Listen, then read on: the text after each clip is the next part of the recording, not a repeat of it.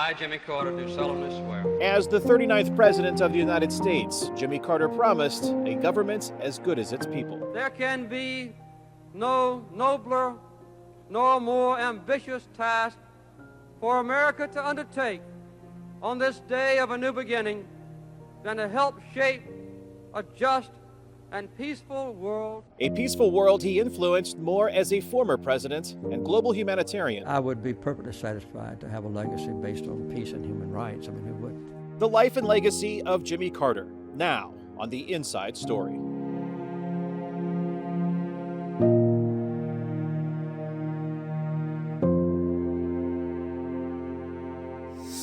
Hello and welcome to The Inside Story. I'm VOA correspondent Kane Farabaugh, and we are here in Plains, Georgia, the hometown of the 39th President of the United States, Jimmy Carter.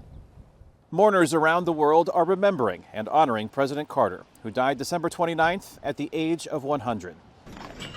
On Tuesday, the president's horse-drawn casket made its way through Washington, D.C., arriving at the U.S. Capitol, where, in the highest tribute possible to an American citizen, the late president lay in state in the rotunda of the U.S. Capitol, where thousands paid their respects.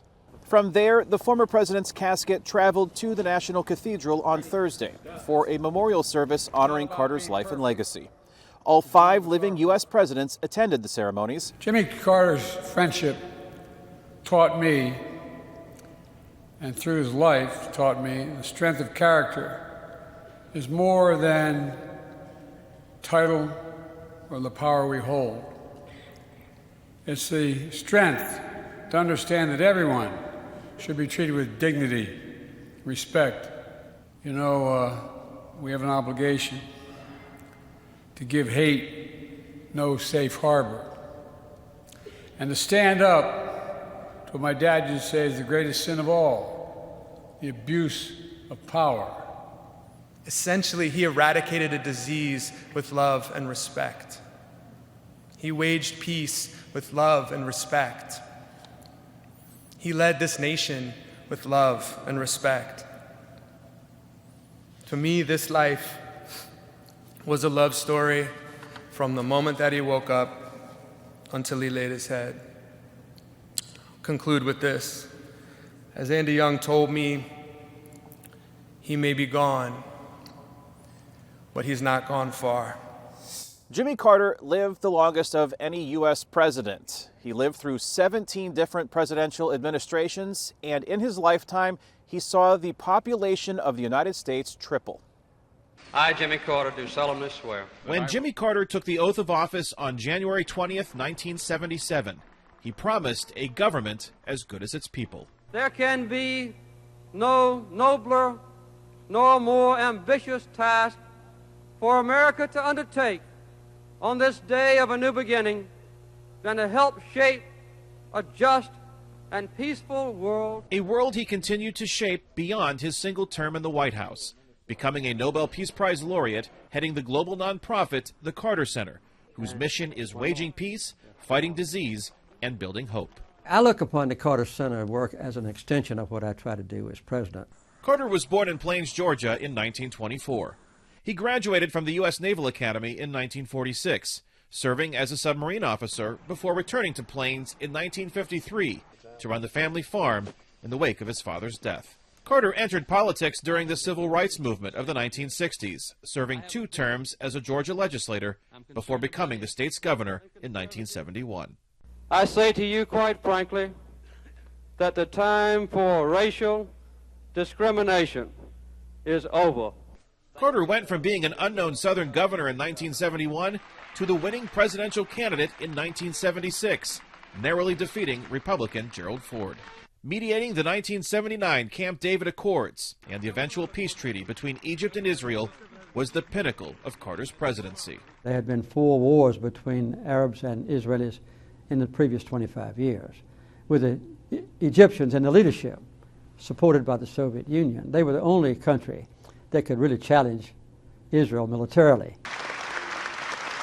Carter also negotiated a treaty returning control of the Panama Canal to Panama and established full diplomatic ties with the People's Republic of China. But the 1979 Islamic Revolution in Iran would change the course of his presidency. Protests led by Shiite clerics toppled the U.S.-backed Shah, who fled the country. Militants later stormed the U.S. Embassy in Tehran, taking 66 Americans hostage. In late November of that year, 13 hostages were released. In April 1980, Carter authorized a military operation to free the remaining hostages. It failed, and 8 U.S. service members died. Carter also faced challenges at home. Inflation and rising unemployment hobbled the economy, contributing to his 1980 election defeat to Republican Ronald Reagan. On January 20th, 1981, Reagan's inauguration day, Iran finally freed the American hostages. Carter, defeated and depressed, returned to Plains to plan his presidential library. I envisioned it to be a tiny thing, where I would have an office and some nice buildings in Atlanta. It became much more. A well-known global nonprofit, the Carter Center has monitored over 100 elections and mediated disputes ranging from a nuclear standoff with North Korea in 1994 to a peace agreement between Uganda and Sudan. The center also promotes health and fights illness in the poorest parts of the planet. Eradicating guinea worm disease has been a primary goal. There's only been one disease in the history of humankind ever eradicated, and that was smallpox, more than 30 years ago. So guinea worm is going to soon be the second disease in history to be wiped off the face of the earth. Carter's work helping humanity led to Oslo, Norway in 2002, where he accepted the Nobel Peace Prize. When I won the Nobel Peace Prize, for instance, it was because of the work of the Carter Center. So I would be perfectly satisfied to have a legacy based on peace and human rights. I mean, who would? Carter led an active life into his 90s, surviving brain cancer in 2015. But declining health and the 2020 global coronavirus pandemic kept him confined to his hometown of Plains in his final years. In one of his last public media appearances, Carter shared with VOA his hopes for the future. I would like to see the United States in the future strive to be the #1 champion in the world of peace and human rights and environmental equality, and I would say treating everybody equal. If we could do that, we'd have a real superpower in the country that I love very much. 6 days of official ceremonies marking the life and legacy of the 39th President of the United States, Jimmy Carter, were an opportunity for the public, as well as his friends and family, to say goodbye to a man who was more than just a former president. It's hit me as a big shock. The sun rises over Plains, Georgia, differently these days for shop owner Philip Kurland, as he and others in this rural community of about 700 people mourn the passing of its most famous resident. We were hoping we were going to be planning his 101st birthday, but the realization is he'll be with Rosalind. He'll be in a far better place, and he's really done as much as he can for the community and for the world at this point. While he was known by the codename Deacon to the Secret Service officers who protected him for nearly 5 decades through more than 140 different countries, Jimmy Carter is more than a former president and humanitarian to those who lived alongside him in the place he called home for a century. As Carter's hearse and motorcade made its way through the town at the beginning of 6 days of funeral activities, Kurland reflected on Carter's personal impact on him. There goes my hero. It's the beginning and the end. Jill Stuckey is a Carter family friend and superintendent of the Jimmy Carter National Historical Park, which includes his Depression-era boyhood farm outside Plains, where the funeral motorcade paused on its journey through Georgia. So a president starts planning their funeral the day after they're elected. This has been planned for decades. A plan Stuckey and others are faithfully fulfilling as Carter's flag-draped coffin made its way through Georgia. I haven't grieved yet. I'll probably grieve when it's all over with. Kim Fuller is Jimmy Carter's niece, the daughter of his well-known brother, Billy Carter. She's also his neighbor in Plains and carries on his legacy at Maranatha Baptist Church, where Carter taught Sunday school lessons since leaving the White House in 1981. While she admits the funeral activities are keeping her busy, there are difficult moments of reflection. Something just kind of flooded over me. I was thinking, we're doing this because he's dead. He's gone. And I had to go outside, so there are moments when it hits me just overwhelmingly. Hear us when As members of the U.S. military stand at attention at Carter's flag-draped coffin at the Carter Center in Atlanta, thousands of visitors like Atlanta resident Walter Ramsey have one final opportunity to connect with Georgia's only president. I wasn't alive for his presidency, but this really helps make it feel like you know Jimmy. More than 22,000 people waited in line to pay respects to President Carter over 2 days at the Carter Center in Atlanta, Georgia, where I also had an opportunity to offer my own goodbye to a man I came to know well. As a correspondent for Voice of America, I was fortunate to get to know Jimmy personally, though I was never able to call him by his first name. He was always President Carter to me. So start on that camera. When we first met in 2006 during one of his book tours, I had not yet interviewed a former president. I was nervous. Jimmy Carter, on the other hand, It's also not the first time you've probably done this. No, it's not the first time. over the course of nearly 2 decades and dozens of one-on-one interviews, Carter became more than just the subject of my news reports. He became a friend to me and my family, and even spent time with my children, including my eldest son, Lucas. I want to shake hands with you. Your father's one of my best friends. You like him too? Is he a good father or not? My desire to better understand the 39th president's life and legacy brought me to events and symposiums around the country organized by the Carter Center, his global nonprofit organization. I came to know a punctual man more interested in concrete results than the optics or politics surrounding them, a supremely humble and patient citizen of the world who made time for everyone who sought him out. All right, everybody look this way. Good. I also collected and read books, those he wrote and those written about him, and I often visited Plains, Georgia, to see him teach Sunday school. Since we are given this free gift of God, we should be what? Joyful and happy and thankful, right? And participated in events hosted in his hometown. When I teach, Plains prospers. Initially, I didn't know anyone in Plains except the former president and his wife, former First Lady Rosalind Carter, but I was welcomed like a neighbor by those close to him, and through the years, forged friendships that endure today. Oh, dear Kane! You see what my family was like. Aren't you all amazed that I became president? My friendship with Carter led to hosting panel discussions and participating in town hall meetings, personal dinners, fishing trips, and book signings across the country. I saw the clip about releasing the sea turtles. That must have been exciting, right? For our grandchildren, Yeah. our great-grandchildren. But it was during our semi-regular exclusive interviews that covered everything from neglected tropical diseases to Mideast peace. Leaving the White House seems to have been the best thing that could have happened to you. Really. I didn't think so at the time, but it's turned out to be. That I came to understand what was important to Carter and why. You bring a voice and awareness to people that otherwise wouldn't have a voice in the That's international an important part of the Carter Center is to bring some publicity to the plight of people that may otherwise be ignored. Some might think my friendship with Carter would prevent me from reporting on him objectively. However, I did not avoid difficult or controversial topics with him. Their contention is that just by the fact that you visit with Hamas provides legitimacy to the way that they behave and they act. You know, first of all, my visit didn't legitimize or delegitimize anybody.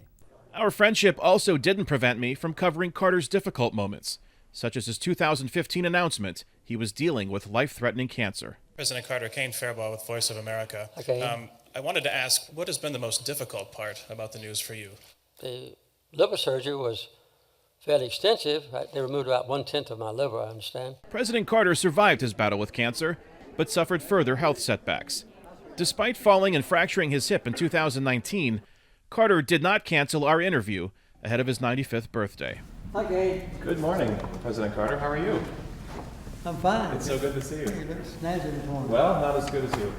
In 2011, President Carter's son Jeff wrote a book documenting the ancestry of his parents.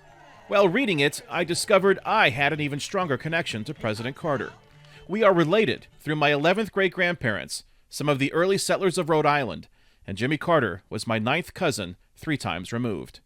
But beyond an ancestral connection, while he is remembered as a peanut farmer, submariner, governor, artist, fisherman, Nobel Peace Prize recipient, carpenter, global humanitarian, and He's often referred to as the greatest ex-president. Yeah, and I don't like that.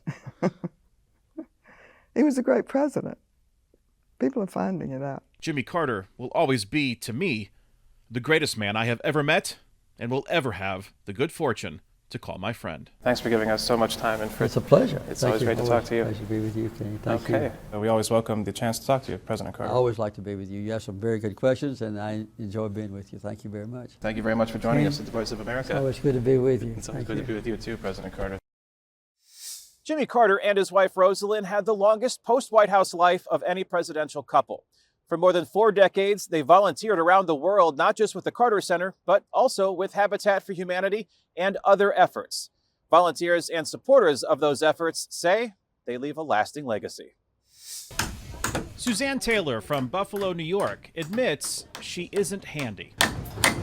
Really, I have no building skills. I'm terrified of flying. But when she went online to donate money to help Habitat for Humanity's recovery efforts after the 2005 Kashmir earthquake in Pakistan, something caught her attention. And the banner ad said, now accepting applications for what was then Jimmy Carter Work Project in India. And it struck me like a bolt of lightning that was what I was supposed to do next. Taylor volunteered with Habitat for Humanity to build houses alongside Jimmy Carter in India in 2006. She participated in a dozen more building projects hosted by the former president and his wife Rosalind around the globe. So when you ask me if it's because of the Carters, that is the only reason I got involved. The Carters spent a week each year building houses for Habitat for Humanity. The other 51 weeks were spent in the service of their nonprofit Carter Center, which fights disease, builds hope, and wages peace throughout the world. Something Chris Jones of Portland, Oregon, didn't know when he was looking for an organization to donate money to. Jones and his wife Barb were impressed by the center's financial management. Turns out, I didn't know this at the time, but Jimmy Carter's quite the penny pincher, and he kept a close eye on how funds were spent. Jones not only sent money to the Carter Center over the years, but also participated in one of its key democracy programs, election monitoring. There was the Tunisian Arab Spring elections in 2014, and I got the call saying, hey, can you be in Tunisia in the next couple of weeks for this mission?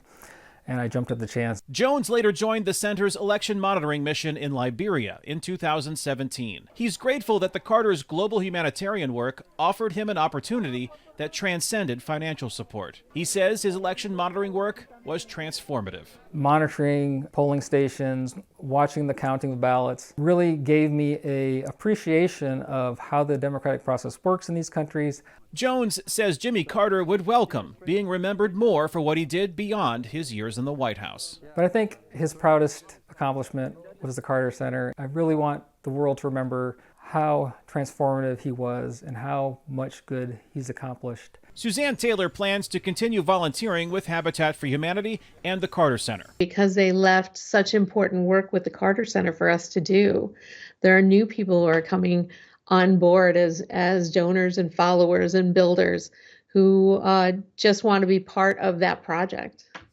Former President Jimmy Carter was fortunate to live long enough to enjoy a reevaluation of his single term in the White House. It was a topic that we explored when he was celebrating his historic 100th birthday earlier this year on October 1st. And the list of his accomplishments as president that were ignored or minimized or forgotten entirely was very long. The Iran hostage crisis, rising inflation, and oil embargoes of the 1970s doomed Carter's White House tenure, casting a long shadow over his legacy. However, Alter's Jimmy Carter biography, His Very Best, is among several that conclude his 4 years in the White House were anything but a failure. Not just Camp David Accords and opening diplomatic relations with China, but a long string of legislative accomplishments on the environment and many other issues. Carter signed the 1980 Alaska National Interest Lands Conservation Act, protecting more than 40.5 million hectares, which Alter says is now considered one of the most important pieces of environmental legislation ever passed. I think we'll remember President Carter as a president who served in enormously difficult times, who had to deal with circumstances that were far beyond his control. Joe Crispino, the Jimmy Carter Professor of History at Emory University, says Carter routinely met with his students in Atlanta to discuss the good and bad decisions he made while president. Putting human rights front and center in American foreign policy. No president had done that in the way that Jimmy Carter had. And it was an important moment in kind of shifting the balance of power in the Cold War. Crespino says some of Carter's overlooked domestic accomplishments include reorganizing the federal government and deregulating the airline, trucking, and beer industries. We oftentimes associate a kind of freeing up of the free enterprise economy with the conservative turn that came in with Ronald Reagan, when in fact Jimmy Carter, before Reagan, was already doing a lot of deregulatory work. Members of Carter's cabinet, including former United Nations Ambassador Andrew Young, are grateful Carter lived long enough to witness kinder interpretations of his legacy. There's no place in the world I know where people don't have some good things to say about him, whether he succeeded or not. As we near the end of the program, we invite you to take a journey back with us to 2014, when President Carter was still very much a presence here in Plains, Georgia, and the driving force for tourism and the local economy in his hometown. U.S. Army Sergeant Sudhir Shrestha is a long way from his home country. Well, actually, I came here from Nepal. On a steamy Sunday morning, some 13,000 kilometers from his birthplace, this immigrant from a predominantly Hindu nation is among hundreds waiting in line to enter a Protestant church in a remote part of the southern U.S. state of Georgia. This is not unusual in the small town of Plains. And thank the soldier for his service to our country at this time. Jan Williams is a member of Maranatha Baptist Church, which might not be the largest of the 8 churches in this town of 776 people, but it is one of the biggest tourist attractions. Sergeant Shrestha was well aware of this before visiting. So I thought, it's a life-changing experience and once-in-a-lifetime opportunity. Maranatha is more than just a church. It is a forum for live history and a moneymaker for the local economy. The reason? Good morning, everybody.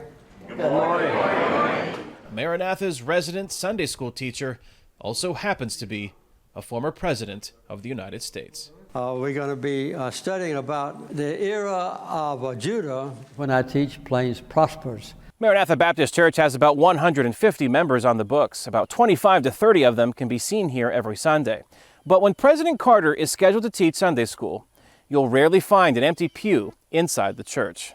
Isaiah, the great prophet, lived at the same time as this king did. A lot of those people tell me they've never been in a church before in their life, but they just come to hear a politician teach the Bible, and so I enjoy it.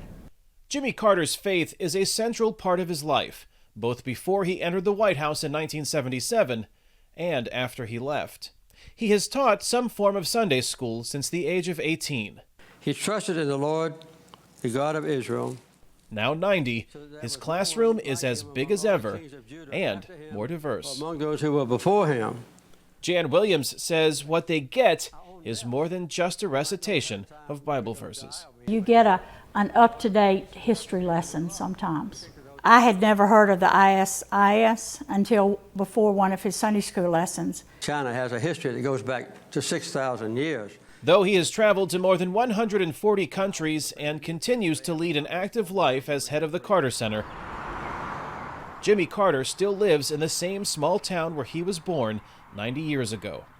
Visitors to Plains not only have a chance to see the place that shaped the man, but the man himself. I just wanted that opportunity to see him in person, not just watch him on TV or read his writings or listen to the news, but actually get a chance to see what he has to say in person, When Sergeant Shrestha visits friends and family in Nepal, he'll have more than just a postcard or souvenir to help illustrate his visit to Plains. He now has a photograph of himself standing next to the former Commander-in-Chief of the United States, in the one place in the world where such a moment is possible. Thanks for joining us on this episode of The Inside Story. For all the latest news, you can log on to our website at voanews.com. You can also follow us on Instagram and Facebook at VOA News. Also, be sure to catch up on past episodes at our free streaming service, VOA Plus. I'm Kane Farabaugh, and we'll see you next week on The Inside Story.